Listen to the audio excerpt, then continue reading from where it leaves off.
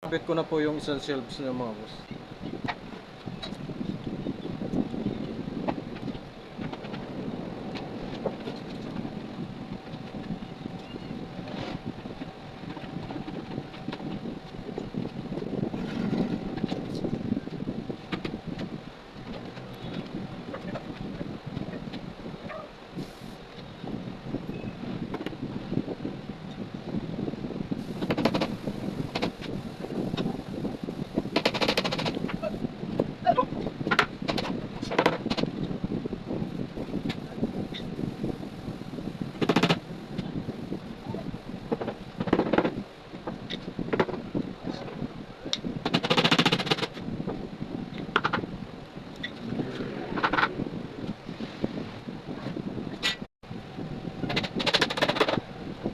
Okay na po yung shelves mga bossing.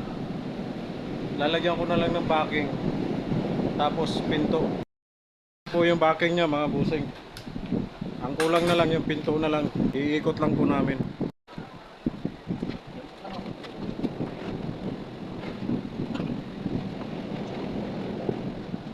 Gagamitin po nating console dyan mga bossing.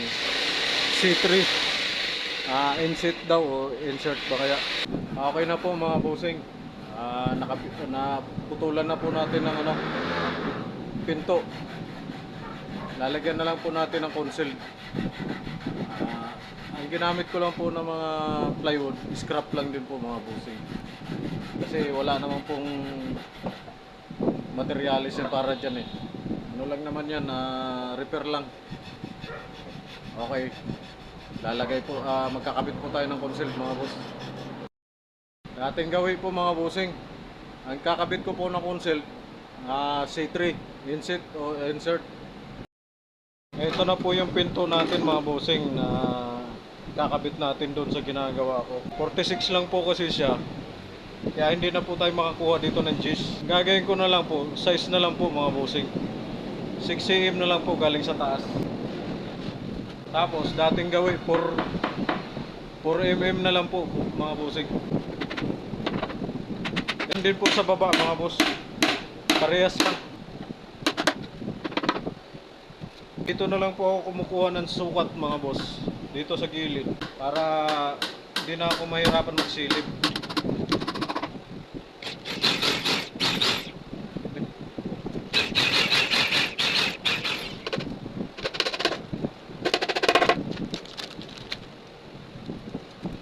C3 po ulit yung gagamitin natin mga boss. Insert.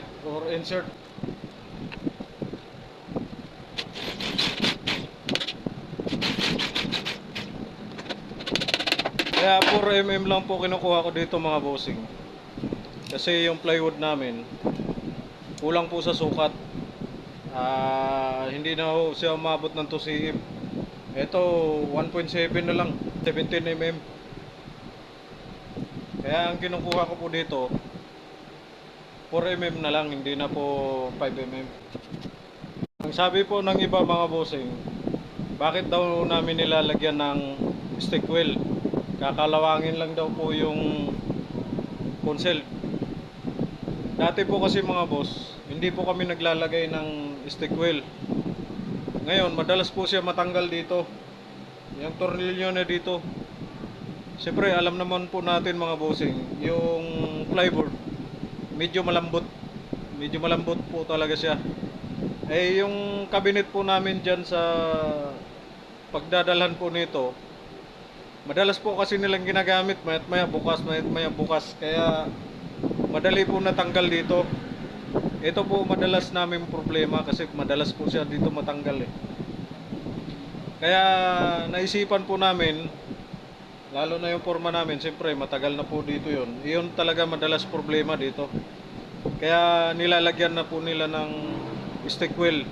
Kaya simula po noon mga bossing, hindi na po siya natatanggal. Kaya ngayon wala na po kami nagiging problema tungkol dito. Sinasabi naman po nila na kakalawangin. Oo, kakalawangin po talaga siya mga bossing. Lalabas lang naman po yung kalawang kung matatanggal siya. Kung sabihin naman mabubulok, siguro matagal pa po siguro yun mga boss. bago siya mabulok. Kung hindi namin lalagyan ng stick wheel, mas madali po siyang masira yung plywood. Kaya mas mainam na po yung may stick wheel. Yung sa amin po mga boss, sa amin lang po yun. Depende na po sa inyo yan. Siyempre, may kanya-kanya po tayong diskarte. Kung hindi nyo gusto yung diskarte namin na kami, subok na po na sa amin yun. Hindi na po kami nasisiraan ng dito, mga tornilyo dito, wala na pong ganun. Kaya tuloy-tuloy na po namin yan mga boss. Sa awa ng Diyos, wala pa namang po natanggal. Siguro kapag meron na, hindi natin alam kung mapudpud na sa kalawang. Pero sa tingin ko hindi naman. Kasi hindi naman basta-basta mapudpud ng kalawang to eh. Yan mga boss. At saka isa pa mga bossing, hindi po ako gumagamit ng barena pag dito na tornilyo. Alam niyo po ba kung bakit? Kapag ginagamitan po kasi ng barena to, madalas nasusobrahan. Kaya doon yung number 1 na naging problema. Parang yung tornilyo niya, siyempre maliit lang po yun eh. Tapos babarinahin nyo, masusobrahan po talaga yan mga boss. Kaya ang nangyari, dito talaga siya madali matanggal. Kaya ako, umiiwas po ako sa ganun mga bossing. Dito lang naman.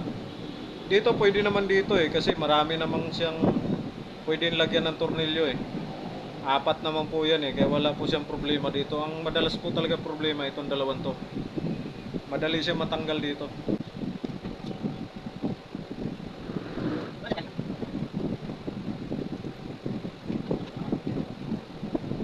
Sa ganito po kasi mga bossing, makokontrol nyo. Kaya hindi siya malulustrate yung tornilyo.